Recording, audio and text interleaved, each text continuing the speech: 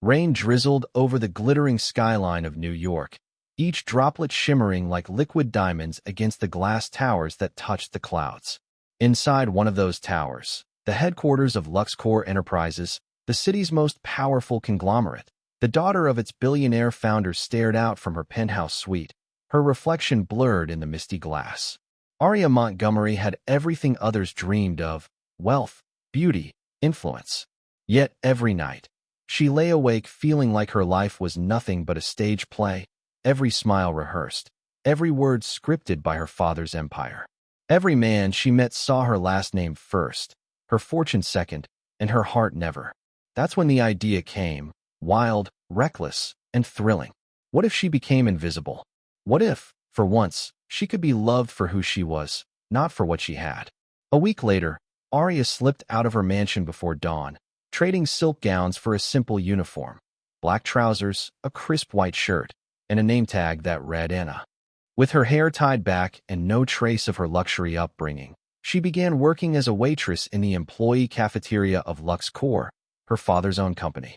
At first, it was chaos. She'd never balanced a tray before. Coffee spilled, plates clattered, and the other waitresses exchanged exasperated glances. But Aria was determined. She wanted to earn her place, to understand what life looked like from the ground floor. And that's when she met Ethan Cross.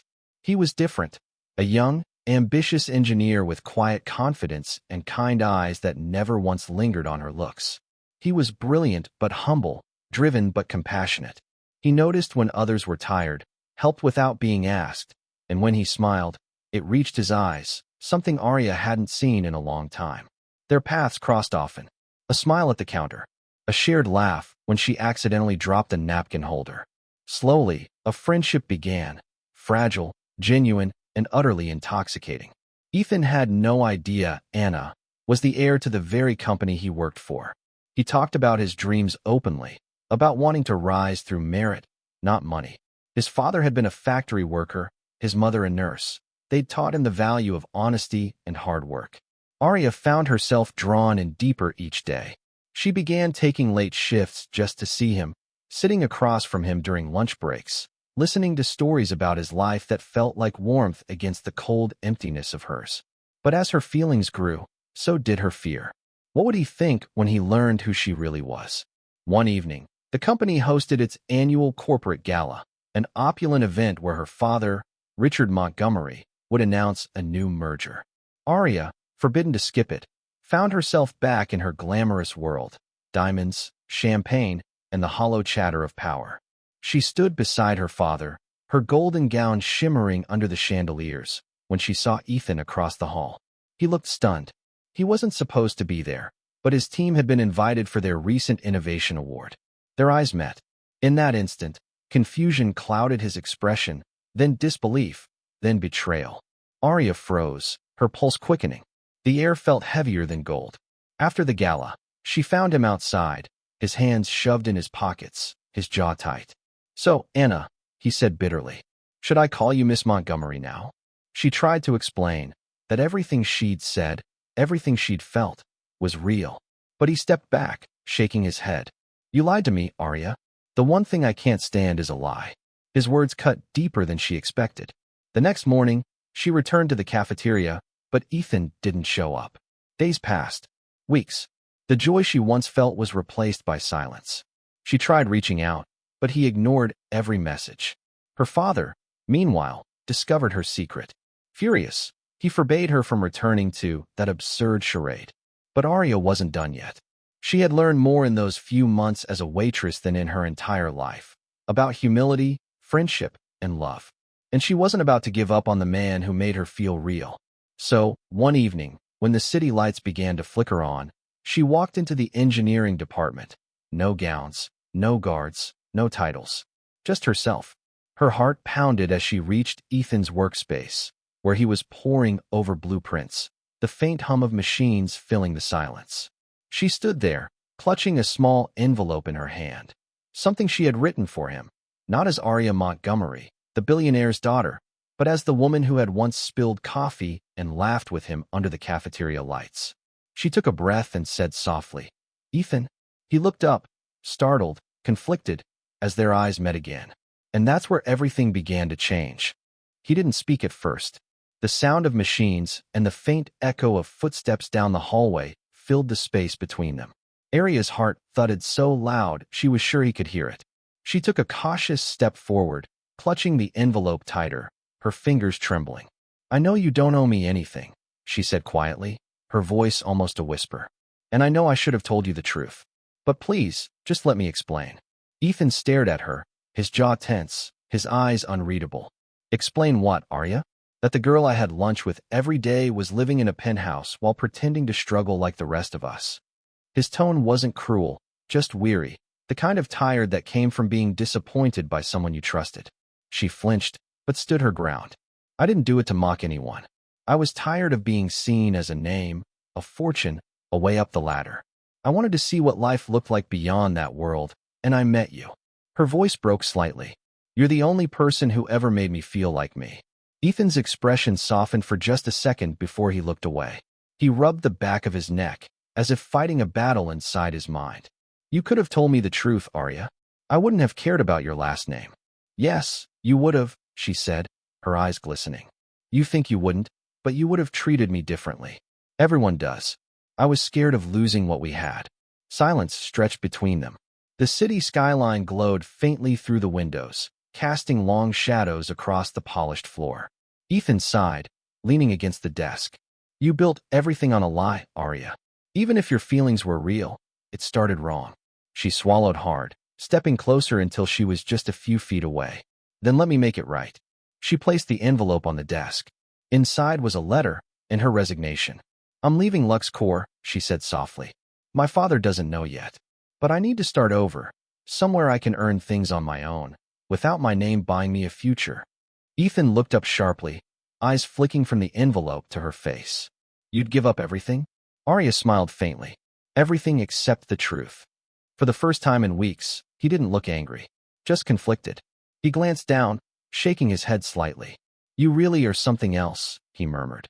Aria's heart fluttered, but she didn't say a word. She wanted him to see it, not hear it. The sincerity, the courage it took to walk away from the world she'd always known. She turned to leave, her steps echoing in the quiet room.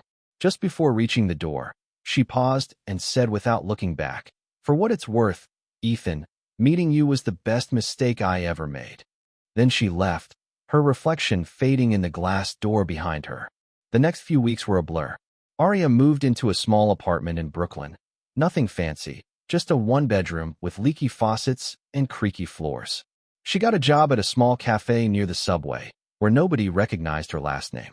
She worked long hours, learning to make perfect cappuccinos and cleaning tables without complaint. For the first time, she felt free. But every night, when the cafe lights dimmed and the city quieted, she thought of him. The way he smiled when she spilled sugar on the table, the way his eyes lit up when he talked about his projects. He'd become part of her heartbeat, no matter how hard she tried to forget. Meanwhile, Ethan couldn't stop thinking about her either. He tried to drown himself in work, designing prototypes late into the night. Yet every time he saw a waitress laugh or smelled coffee from the company cafe, her face came back to him. Those eyes that never once looked at him with judgment, that voice that carried warmth even when it trembled. He'd told himself it was over, but something in him didn't believe that. One Friday evening, as he left the office, he noticed a familiar figure outside the building. Richard Montgomery, Aria's father. The man was surrounded by reporters, his stern face unshaken as cameras flashed. "Mr. Montgomery," one reporter asked, "is it true your daughter left the company after a disagreement?" The billionaire's jaw tightened. "My daughter is pursuing personal growth," he said curtly, brushing past them. But Ethan saw it, a flicker of worry behind the man's polished calm. That night, Ethan went home, sat on his couch, and finally opened his laptop. He searched Aria Montgomery, half expecting to see another headline about her at some gala. Instead, he found nothing. No interviews, no appearances. It was as if she'd vanished. He leaned back, exhaling slowly. And for the first time since the gala, he smiled. Because maybe, just maybe, she was telling the truth. Days later, while grabbing coffee before work, Ethan froze mid-step. Behind the counter, wearing an apron and her hair tied back, was her. Aria looked up at the sound of the doorbell, and her heart stopped. For a moment, the world around them seemed to disappear. The clatter of cups, the low hum of jazz music, the chatter of morning customers, all faded into silence. "Ethan," she breathed. He approached slowly, unsure whether to smile or frown. "So this is where you've been hiding?" She blushed, wiping her hands nervously on her apron. "Not hiding, just living." He couldn't help the small grin that curved his lips. "You're really doing this? No staff, no driver, no luxury, just you." She nodded. "It's not easy, but it's real." Ethan studied her face, tired but radiant, humble but proud. Something inside him softened completely. "You really are impossible to forget," he said under his breath. Her laugh came out shaky. "Is that a compliment?" "Depends," he said, eyes glinting. "Are you still the same girl who spilled coffee all over my blueprints?" "Worse," she said playfully. "Now I make coffee for a living." They both laughed, a sound that broke weeks of silence between them. Ethan ordered a cappuccino, and she made it herself, carefully handing it over. Their fingers brushed briefly, sending a current through the air that neither could ignore. "Still like too much foam?" she asked softly. He met her gaze. "Still remember everything, huh?" Aria bit her lip and looked down. "Some things you don't forget." He hesitated, then said, "You know, there's an opening on my team at LuxCore. I could put in a word." She smiled faintly. "That's sweet. But this time, I want to build something on my own." Ethan nodded. "That's exactly why I came." Her eyes widened. "What do you mean?" He took a step closer, lowering his voice so only she could hear. "I've been thinking. Maybe I don't want to build a future at LuxCore anymore. Maybe I want to build it with someone who reminds me what's worth building for." Her breath caught, her pulse racing. "Ethan," he chuckled softly. "Don't worry, I'm not asking for anything. Just coffee. Maybe dinner. No lies this time." Her lips curved into a smile that reached her eyes, the same smile that had undone him months ago. "No lies," she whispered. They stood there, the city humming softly beyond the cafe window, the aroma of roasted beans filling the air.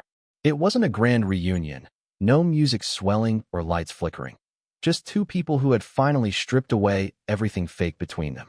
But even as they talked, laughed, and began to rediscover each other, neither of them knew that their reunion would soon draw attention they never expected, not from gossip magazines, not from envious colleagues, but from someone inside LuxCore who had been watching all along. Someone who had their own plans for both Aria and Ethan. And while they thought this was the start of a new chapter, fate was quietly turning the next page behind them. A week passed since that morning at the cafe, a week that felt both fragile and full of promise. Aria and Ethan had started meeting every evening after her shift. Sometimes they'd walk through Central Park, other times they'd sit on the rooftop of her tiny apartment, sharing cheap takeout and stories that felt more real than anything either had known before. For the first time, their laughter wasn't shadowed by lies. For the first time, their love felt honest. But happiness, as Aria had learned, never stayed simple for long. One night, as the city glimmered beneath a soft drizzle, Aria's phone buzzed with a call from an unfamiliar number. She almost ignored it, but something told her to answer. "Miss Montgomery?" a low voice said. "This is Thomas Reed. I used to work for your father. There's something you need to know." The voice trembled, like a man speaking words that could ruin him. "Your father's company, LuxCore, it's under investigation. Someone has been leaking confidential designs and contracts. They're tracing it to Ethan Cross." Aria froze, her hand tightening around the phone. "That's impossible," she whispered. "I'm telling you because I know your father won't," Reed said urgently. "He's convinced Ethan's been stealing data from the engineering department. They have surveillance footage, documents. They're calling a board meeting tomorrow morning." When the line went dead, Aria sat in silence, her mind spinning. Ethan? The man who'd refused bribes, who believed in honesty more than anything. No, it couldn't be him. She barely slept that night. By sunrise, she was standing outside LuxCore's glass tower for the first time since she'd left. The guards looked startled to see her, but none dared stop her. Inside the boardroom, her father's voice thundered across the polished floor. "I trusted that boy," Richard Montgomery was saying. "I gave him an opportunity, and he repaid me with betrayal." Ethan stood across the table, his face pale but defiant. "Sir, I didn't steal anything. Someone's setting me up." "Enough," Richard barked. "Security has the proof." Aria stepped forward before anyone could speak again. Then show it, she said, her voice calm but cutting through the tension like glass. The room fell silent. Richard turned, shocked to see her. Aria, what are you doing here? Finding the truth, she said. If you're accusing someone, I want to see the evidence. The head of security projected footage on the screen, grainy images of someone entering the engineering office late at night, downloading files. The figure wore a hoodie, the face obscured, but the badge ID flashed on screen. Ethan Cross. Gasps filled the room. Ethan stared at the screen in disbelief. That's not me. Someone used my credentials.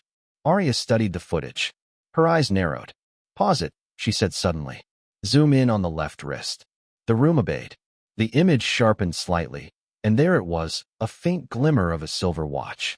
Ethan didn't own a watch, but she recognized that model instantly. It was limited edition, gifted only to Lux Core executives. One of them stood in the room right now. She turned her gaze slowly toward Lucas Grant, her father's right-hand man, a man who had always eyed her with thinly veiled disdain. He shifted slightly under her stare. Lucas, she said softly, I've seen you wear that exact watch. The man stiffened. That's ridiculous, he snapped. Anyone could.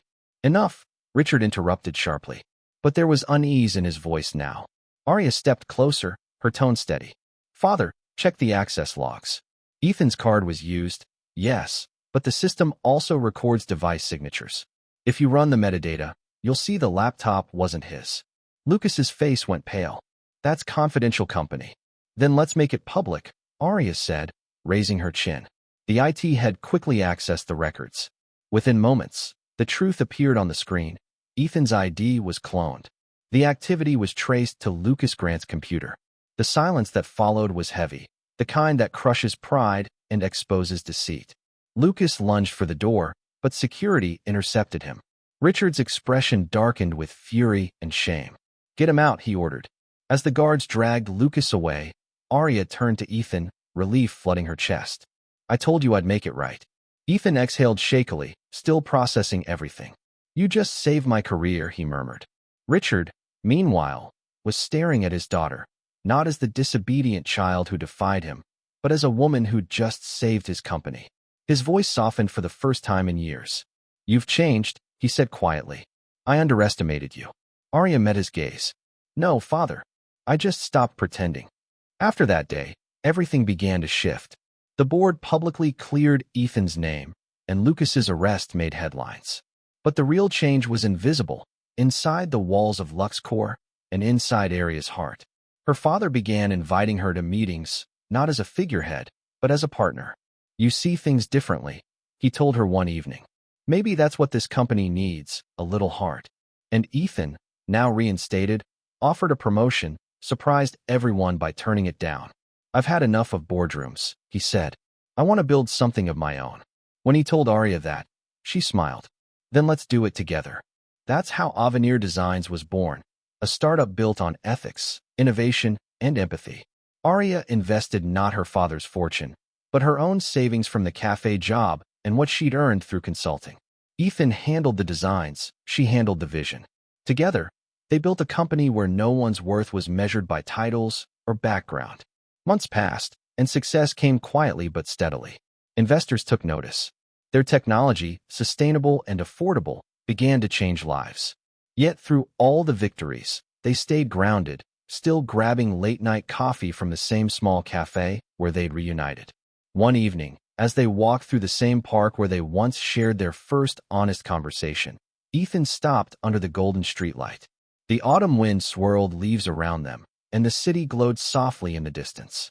You know, he said, taking her hand, if someone told me last year I'd fall in love with a billionaire's daughter, I would have laughed. She laughed softly. If someone told me I'd find love behind a coffee counter, I would have laughed harder. He smiled, brushing a strand of hair from her face. Guess life has a sense of humor. But before she could reply, he knelt down slowly, not with grand theatrics, but with quiet certainty. From his pocket, he pulled out a small velvet box. Inside was a simple silver ring, elegant but unpretentious. Aria Montgomery, he said, voice low but steady. You showed me what truth feels like. You taught me that love isn't about names or power.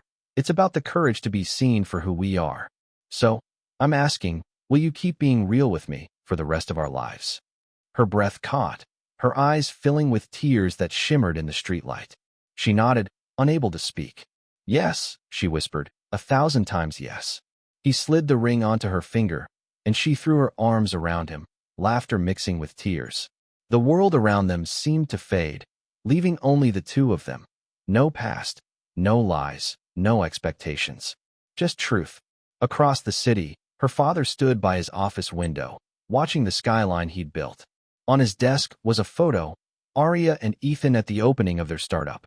For the first time, Richard Montgomery smiled not as a businessman, but as a father. He reached for his phone and sent a message, asterisk proud of you. Both of you asterisk. Aria's phone buzzed as she and Ethan walked hand in hand down the quiet street. She read the message, smiled softly, and showed it to him. Looks like my father's finally learning to be human too, she said. Ethan chuckled. Guess he learned from the best. They kept walking, the wind carrying laughter between them. Months later, Avenir Designs won a global award for innovation. At the ceremony, Aria stood on stage beside Ethan, looking out over the crowd. She began her speech with a steady voice. There was a time when I thought love was something that found you in mansions or boardrooms. But I was wrong. Love finds you when you strip away everything false, when you let the world see your heart, not your title. She turned toward Ethan, eyes shining. I found mine where I least expected it. In humility, in truth, and in the courage to start over. The crowd erupted into applause, cameras flashing, lights dancing around them. But all Aria saw was Ethan's quiet smile, the one that had once melted through all her walls. When they stepped off the stage, he leaned close and whispered, You did it, Anna. She laughed softly, tears glistening. No, she said. We did. Outside, the night was alive with city sounds, horns, laughter, and rain tapping softly against the pavement. Aria looked up at the sky, the droplets kissing her skin like blessings. The girl who once hid behind a waitress uniform was gone. In her place stood a woman who had learned that love isn't found in riches, but in honesty, that true wealth comes from the heart that dares to be genuine. And as Ethan wrapped his arm around her, whispering something that made her laugh again, the world around them seemed to shimmer, as if even the city itself knew this was no ordinary ending. It was the beginning of everything they had ever hoped for, built not on money, not on names, but on truth, courage, and love that no disguise could ever hide.